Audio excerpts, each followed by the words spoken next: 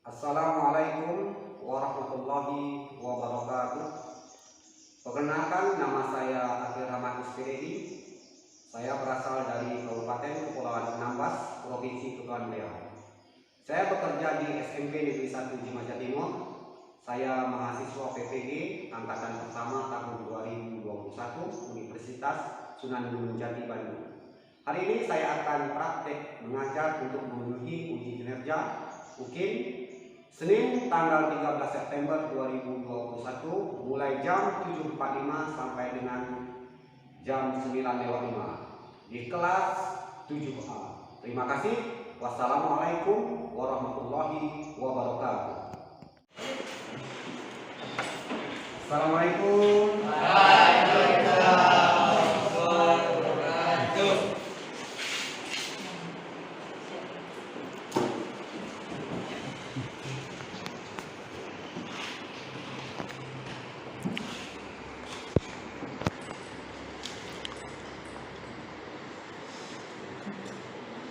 Bapak buka maskernya karena kita juga jauh ya. Baiklah, ketemu lagi sama Bapak dalam pelajaran pendidikan Islam. Sebelumnya coba soal kelasnya disiapkan. Mulai.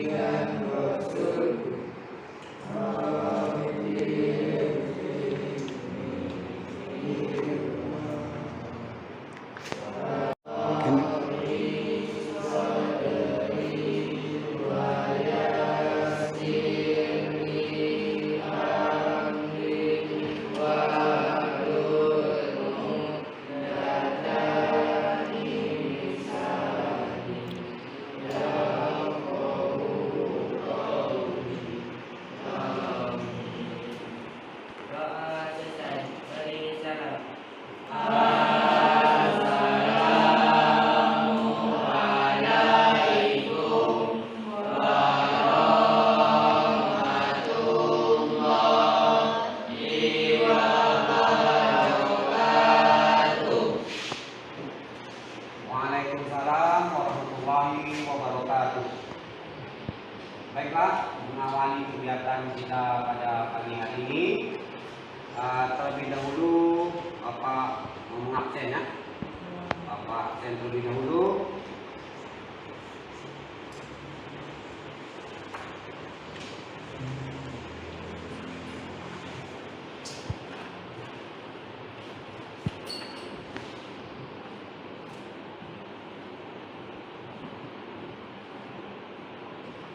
Baik, siapa yang berhalangan tidak hadir pada kesempatan pagi ini? Ayi Fatimah, keterangannya? Sakit. Ayi Fatimah sakit ya?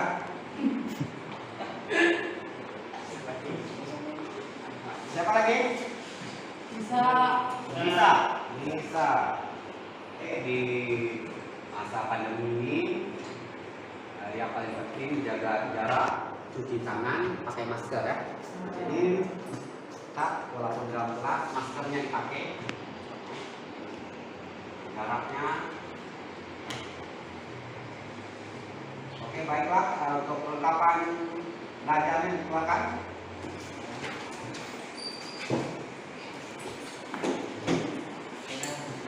Hari ini kita membahas tentang suci, tentang bersuci ataupun tohar. Mengapa Bapak bilang hari ini kita masih membahas juga tentang iman? Dalam suatu hadis dikatakan, dalam satu hadis dikatakan bahwasanya asatrul minal iman, kebersihan adalah bagian juga dari iman.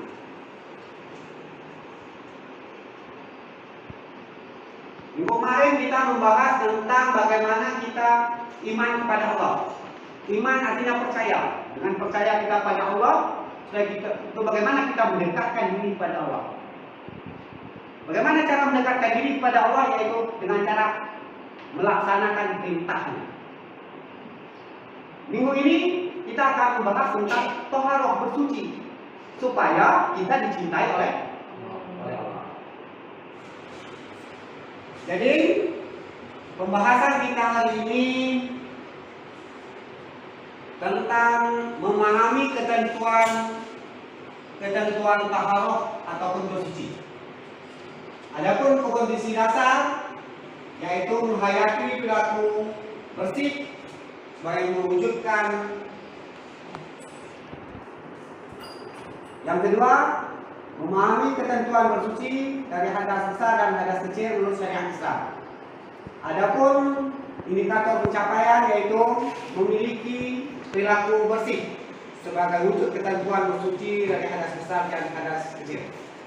Adapun tujuan pembelajaran kita, tujuan kita mempelajari toharoh ini, yang Bapak harapkan agar siswa kalian dapat menjelaskan pengertian hadas. Apa itu hadas? Dan apa itu? Itu najis. Dan menyebutkan macam-macam najis. Sudah itu, bagaimana cara mensucikannya? Sudah itu dapat membedakan apa itu najis dan apa itu hadas. Nah, baiklah, kita akan membahas tadi tentang toharoh. Nah, coba amati gambar berikut. Nah, itu gambar apa anak? Gambar orang berwudu.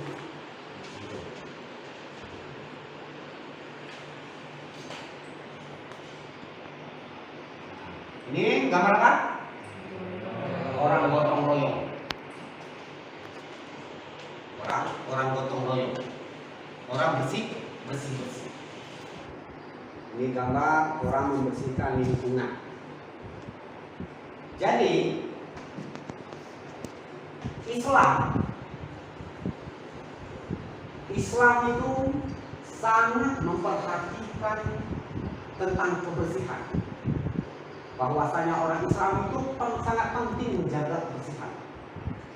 Jadi bersuci, menjaga kebersihan itu sangat penting.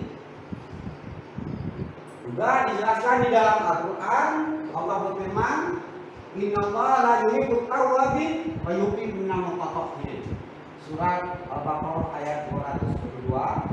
Sesungguhnya Allah mencintai orang-orang yang bersih dan orang-orang yang mensucikan diri.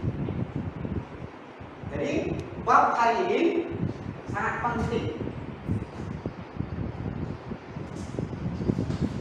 karena berhubungan dengan kehidupan kita. Apalagi sekarang ini di masa pandemi, kita disuruh untuk banyak-banyak sering cuci tangan. Kenapa? Supaya apa? Supaya bersih.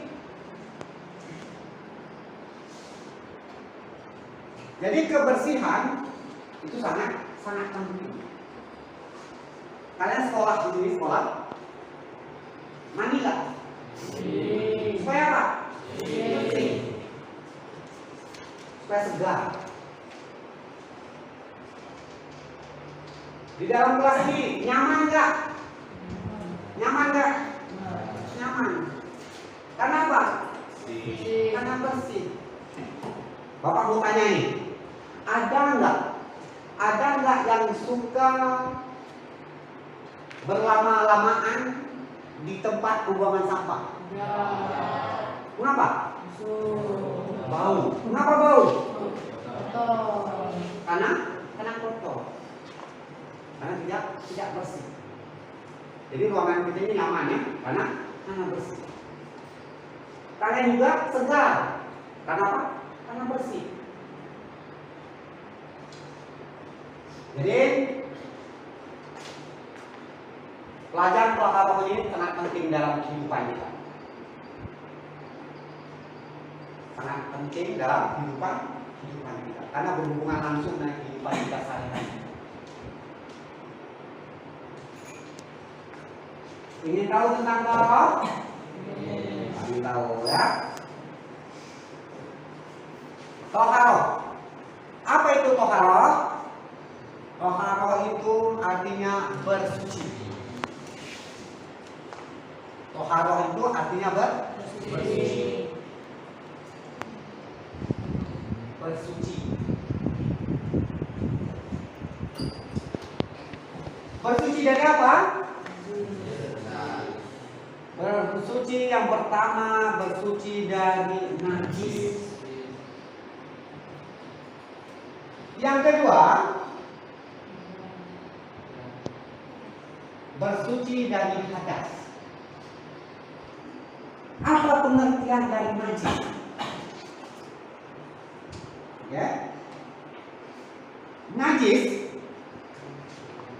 Najis adalah kotoran yang menjadi sebab terhalangnya seseorang untuk beribadah kepada Allah. Itu najis.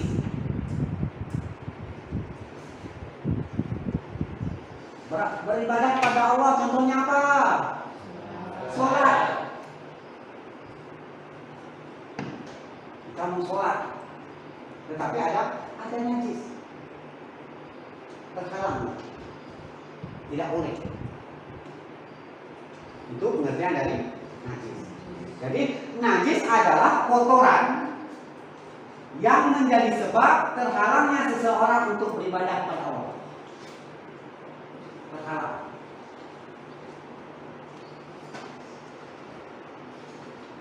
Yang kedua, hadas. Apa itu hadas? Hadas adalah keadaan tidak suci pada diri seseorang muslim yang menyebabkan tidak boleh sholat, tawaf, dan lain sebagainya. Jadi, seseorang muslim yang berhadas tidak boleh sholat. Contoh, Haikal berhadas. Tiba-tiba dia sholat, tidak boleh sholat. Jadi orang yang berhadas itu tidak boleh melaksanakan ibadah, sholat, tawaf, haji, dan banyak lain. Setelah itu kita masuk kepada najis. Najis itu dibagi atas tiga. Yang pertama yang disebut najis muhaffafah. Yang pertama najis muhaffafah. Yang kedua yang disebut dengan najis mutawasithah. Yang ketiga yaitu najis muhalal. Pertama kita bahas najis muhaffafah. Najis muhaffafah itu najis ringan. Najis ringan. Najis ringan di sini maksudnya najis ini gampang untuk disucikan. Tadi kan kita membahas tentang toharoh, tentang bersuci.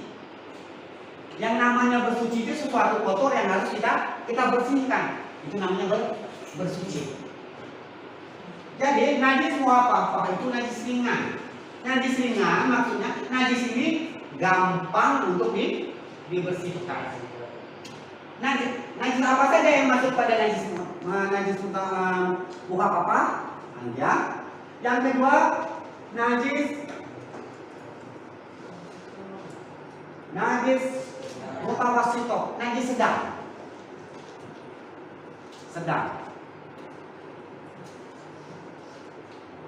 Najis sedang ini maksudnya dia tidak ringan dan tidak juga berat sedang. Yang ketiga, najis mukhalafah.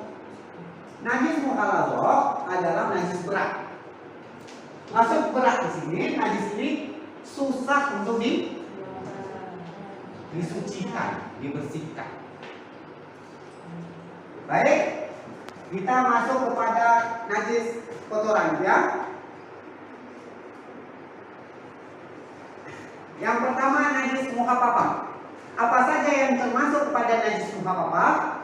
Yang termasuk kepada najis mukhafafah, najis mutawasithah dan najis mughalladhah. Yang pertama najis mukhafafah ya. Najis mukhafafah. Apa contohnya?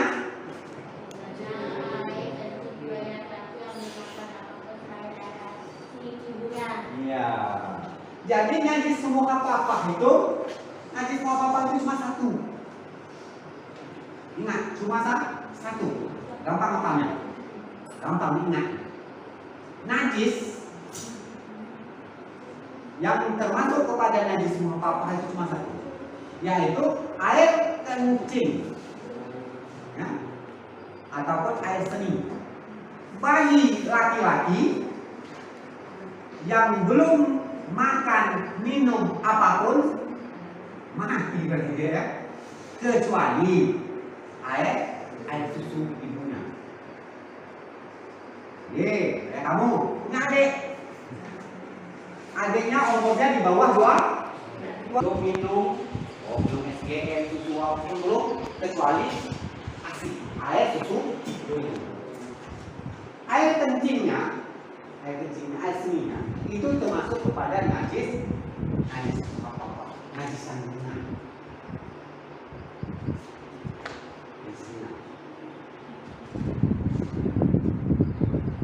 Yang kedua, najis mutawasithah.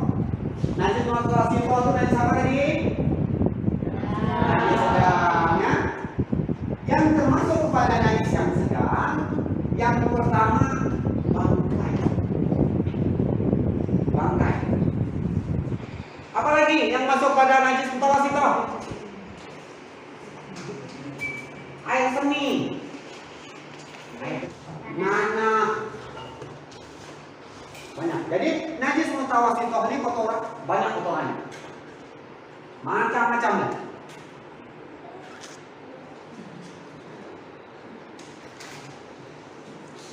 Air seni, air kencing. Nah, air kencing apa saja? Air kencing manusia, air kencing kambing, air kencing kucing misalnya. Makanya kalau kucing itu ada air kencing. Air kencing kucing. Apa lagi? Ini apa? Banyak. Itu termasuk pada najis mutawasithah. Darah, nanah, itu termasuk pada najis.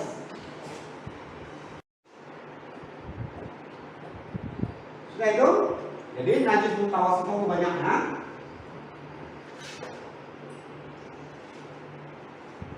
Yang ketiga, najis mughalladhah, najis berat. Nomor apa tuh? Nomor apa lagi? Kampung kita ada bali? Alhamdulillah ya, kampung kita nggak ada bali ya. Mughalladhah. Air liur ya. Jadi apa saja yang dari anjing. Kena bulu apa? Ya bulu anjing. Karena kita kotoran ayam. Kotoran ayam disebut dengan tahi ayamnya.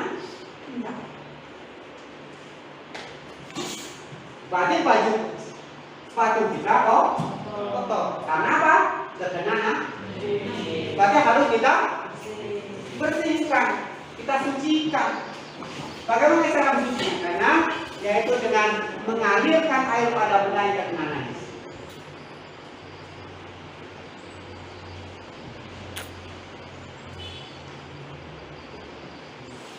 Sudah itu, najis mutawasithah ini, najis mutawasithah itu dibagi dua. Najis itu yang mutawasithah itu ada yang ainiyah, ada yang hukmiyah. Apa itu ainnya? Ainun, mata. Sesuatu yang bisa dilihat dengan mata. Nampak oh najis, ada yang nampak. Ada yang buktinya tidak nampak, tapi bisa dicium.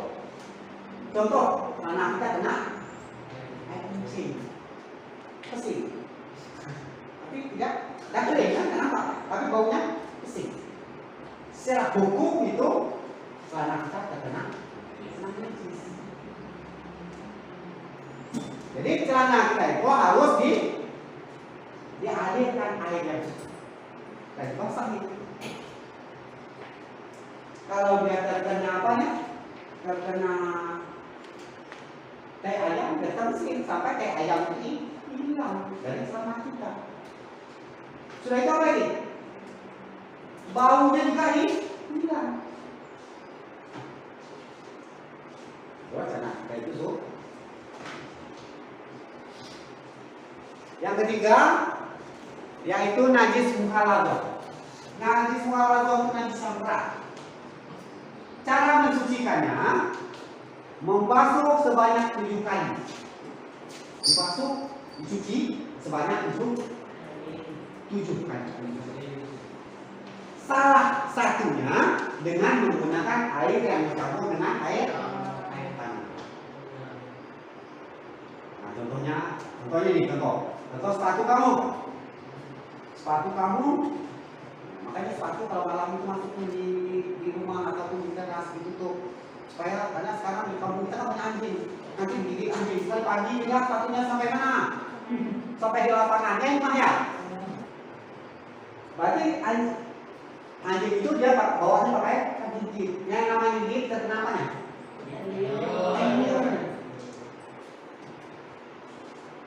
Berarti sepatu kita itu terkena najis mukhalathah. Bagaimana cara mensucikannya?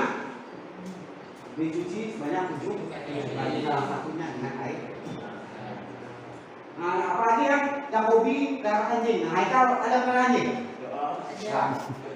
Darah anjing. Nanti anjingnya pada belah kaki ya. Harus disucikan. Bagaimana cara mensucikannya? Cuci 7 kali. Ambil air, sap, ya. Salah satunya dengan air tanah. Kita air yang campur dengan air tanah. Siap. Setelah itu baru dia ambil air yang suci sebanyak 7 kali. Nanti tapi air tanah dengan terakhir ya. Oh, ada posisi disiram air tanah tadi.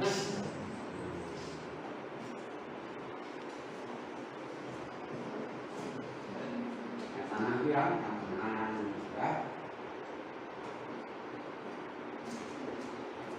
Itu najisnya pada. Setelah itu bagaimana cara mensucikannya? Cara mensucikannya dengan berwudu. Jadi apabila kita terkena hadas kecil, untuk mensucikannya tidak dengan cara berwudu. Kita berwudu.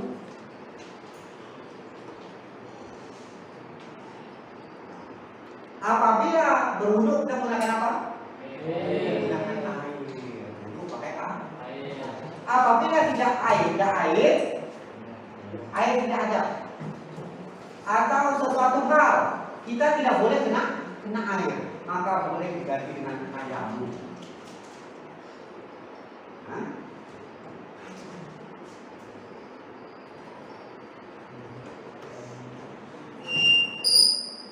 Sekarang hadas besar. Yang pertama yang menyebabkan kita terkena hadas besar, yang pertama berhubungan suami istri. Berhubungan. Yang kedua keluar mani. Keluar mani. Baik sengaja maupun tidak sengaja, maka kita terkena hadas besar. Yang ketiga, haid. Nah, ini perempuan nih. Jadi perempuan yang haid dia terkena hadas besar. itu melahirkan. Jadi orang perempuan itu apabila dia selesai melahirkan dia terkena hadas besar. Yang kelima nifas. Nifas itu apa? Darah yang keluar setelah melahirkan. Yang keenam meninggal dunia. Orang meninggal dunia itu terkena hadas. Maka wajib dimandikan. Ada tak orang meninggal tidak mandi langsung turunkan? Adapun cara mensucikannya dengan cara mandi wajib.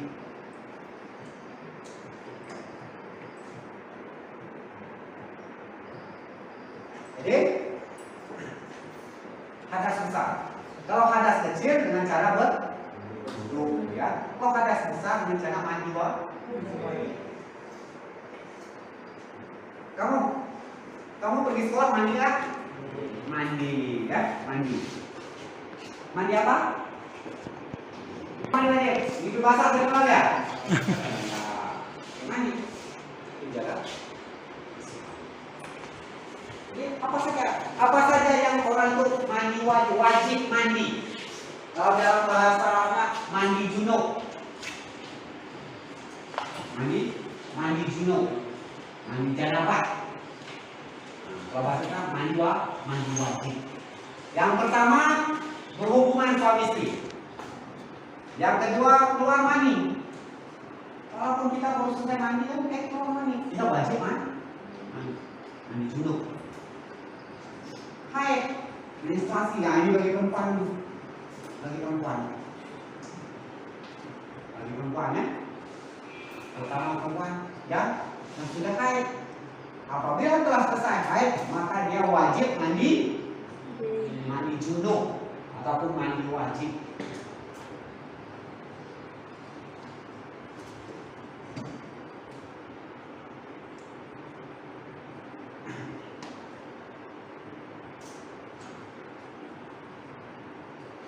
Jadi, ini aja pembahasan kita. Sekarang sudah paham? Ya. Sekarang apa yang Bapak jelaskan tadi, kalau ada yang belum paham, ragu, silakan dipertanyakan. Bebas untuk bertanya. Bebas. Oke, siapa mau bertanya apa? Kan cara mensucikan najis ini kan dengan Maksudnya yang Pak dia jelas. Jelas caranya.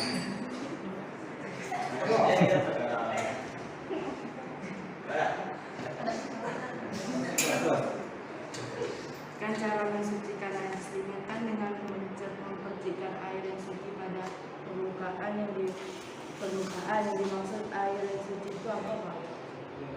Oke. Air. Kalau dalam lagu itu kan macam-macam air. Macam-macam air. Air kan banyak. Nanti ada nih macam-macam air. Jadi bagaimana kita cara bersuci? Kita bersuci itu menggunakan air yang suci. Yang tergolong kepada air yang suci itu air apa saja? Ya? Yang pertama yang tergolong pada air yang suci itu contohnya air apa? Air sungai. Untuk sungai. Air apa lagi? Air hujan. Air apa lagi? Air sumur. Air apa lagi? Air embun. Air laut. Itu air tergolong pada air yang suci. Ataupun air, lalu bagaimana dengan air yang tidak suci? Air yang tidak suci itu contohnya air apa? Air teh. Nanti kamu jangan nyucinya pakai air teh. Air teh itu tidak suci lagi. Karena dia suci, tetapi tidak mensucikan lagi karena sudah tercampur dengan teh. Jadi tidak bisa digunakan untuk bersuci lagi. Air apa lagi? Itulah air asam katanya kan. Airnya suci boleh kita konsumsi, tapi tidak bisa kita gunakan untuk mensucikan. Ya. Nah, nanti itu kan, ya. Karena air yang suci mensucikan. Air ini kan ada dua, ada air yang suci tapi tidak mensucikan. Air yang suci tetapi tidak mensucikan. Contoh air yang sudah bercampur dengan kopi jadi air kopi. Nah, itu airnya suci boleh kita minum. Kita minum. Tetapi tidak bisa kita gunakan untuk mensucikan. Kita gunakan untuk berwudu, kita gunakan untuk mengangkat najis kita. Tak boleh. Karena tidak mensucikan lagi. Karena dia sudah tercampur tadi. Ya, oke? Oke, siapa lagi?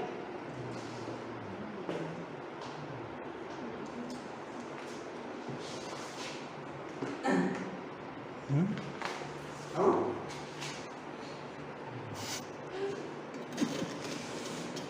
Nggak ada? Oke. Kalau tidak ada pertanyaan, silakan. Karena tidak ada pertanyaan, kalian sudah bertanya. Sekarang kita masuk tanya jawab. Bapak tadi yang bertanya, ya, Bapak yang bertanya.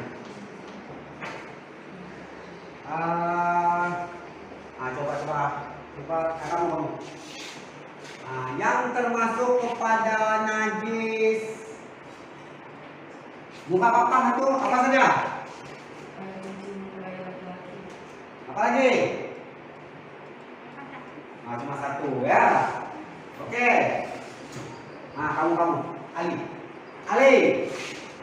Bagaimana cara mensucikan hadas besar? Kamu, apa yang menyebabkan orang berhadas besar? Hah? Keluar maninya. Oke. Ambil.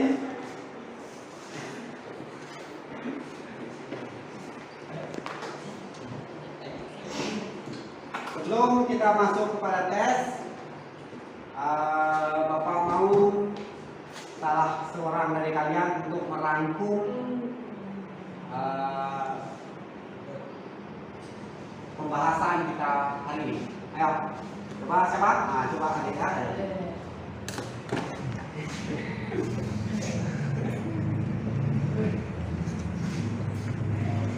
Taharah adalah bersih dari najis dan hadas.